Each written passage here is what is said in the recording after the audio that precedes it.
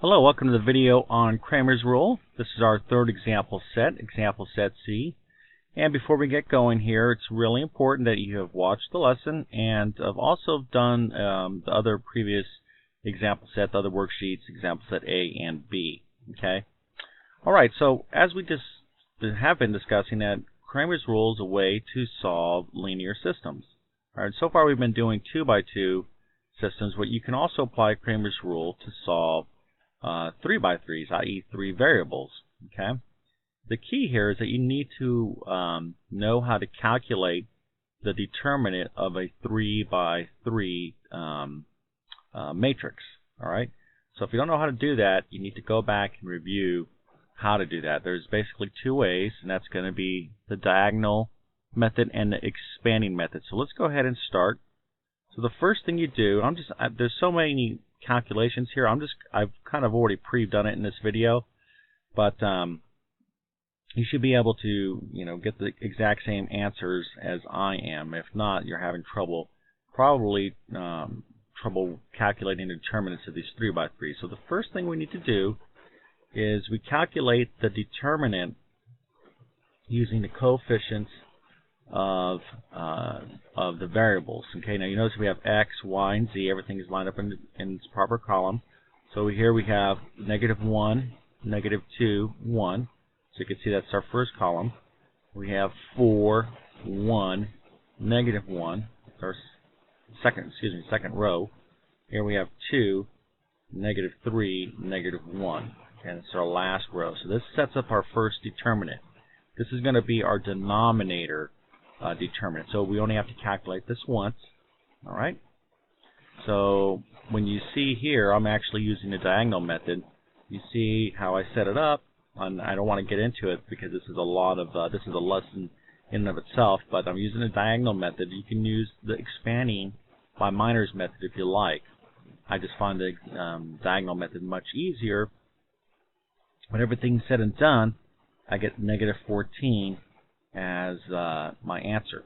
Okay, so let's go ahead and keep that in mind at -14. Let's move down. Now here, just as we did with the 2x2 systems, okay, when we want to solve for a particular variable, what we need to do is replace that variable's coefficients with the constants here. Okay, this is why it's really important that you understand how to use Cramer's rule with 2x2 systems. So let's go ahead and replace this -1, 4, and 2. We're going to replace it with 7, -21, and -7. So you can see how that's all set up. And then the rest of our coefficients are the same. The y's haven't changed, and neither have the z's. All right. So -14 is our denominator determinant, and we already figured that out. Okay. So we're going to keep that throughout the rest of this procedure. So why don't you take a moment and calculate the determinant of the numerator here. Okay. I have the answer below, but it's really important that you know how to do that. So give yourself some time. These sometimes take a good 5 minutes to do, and it's nice if you have a calculator to help you through these calculations. Okay, so let's go ahead and see what I got. Here it is. I set up using the diagonal method. You can see my work, and when everything's said and done, I got a +70. All right, so we're solving for x. So that numerator determinant was a +70. Our denominator was already -14. That was our first determinant we calculated. So 70 divided by -14 is -5. So far we have x is equal to -5. All right. So hopefully you're getting the hang of this. Let's go on and set this up for y. Okay, you see here I've already set this particular determinant up. I replaced the y column, this -2, 1, -3. Notice I replaced it with the constants. All right.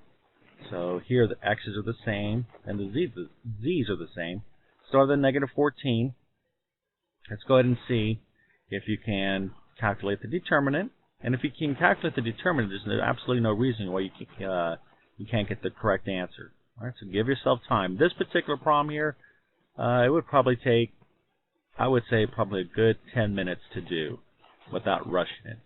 So, no reason to, but go so fast you're going to make errors.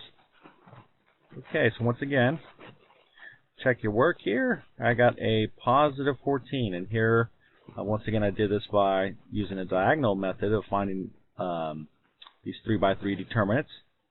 So you can see here, you can pause the video and you can review what I did here, or go back and watch the lesson on 3x3s. But you should have got a positive 14, and you can see here now that the determinant is a positive 14.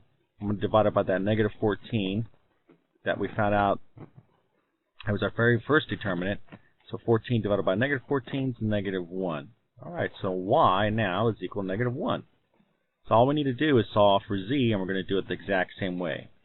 Now why don't you take a moment before I actually show you how to set it up. Let's see if you can do it yourself. Alright, so go ahead and write that out for z. Okay, so here it is. You're going to replace the z numbers, the z coefficients, with 7, negative 21, and negative 7. So it looks like that. Okay, that's what you should have set up. And if you did, good job. Now what you need to do is go ahead and follow through and calculate that determinant. You may want to pause the video, see if you get it right. Okay, so once again, the diagonal method, and everything's said and done, you get a 0. So it's going to be 0 divided by negative 14, which of course is going to be 0. It's really easy. So z is equal to 0. Alright, so our solution set, recall, our first one was negative 5, which was x is equal to negative 5. We had y equal to negative 1, and we had z equal to 0. So we write it as an ordered triple. Okay, and there you go. Alright, so Cramer's rule is an excellent way to solve any linear system.